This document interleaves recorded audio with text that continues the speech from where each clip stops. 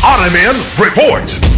Gidakop sa mga sakop sa City Intelligence Unit kun CIU ang usa ka 46 anyos nga lalaki nga gitawag og alias Danny pagkahuman masakping nga nangulikta og pusta sa illegal nga swertre sa Puro 4 Upper Tingob, Mandawi City. Nasakpan si Danny sa aktong pagdawat og pusta ug paghatag og kombinasyon sa numero nga way legal nga awtoridad. Nakuha gikan sa suspect ang usa ka papel nga stub, intermediate pad nga adunay sinuwat nga numero, itom nga ballpen ug 140 pesos nga gituho ang halin sa illegal nga sugal. Gipahibaw siya sa iyang katungod ug rason sa pagdakop gamit ang pinulungan nga iyang nasabtan. Gipahimangnuan sa Mandawi City Police Director nga si Police Colonel Cirilo Acosta ang publiko nga bisan ang ginagmay nga sugal sama sa illegal nga swertres dakong kalapasan sa balaod. Gipahimutan na karon sa kustodiya ang suspect ug atubangon ang kasong paglapas sa Republic Act 9287 nga nagasilod sa mga nagpadagan og illegal nga numbers game.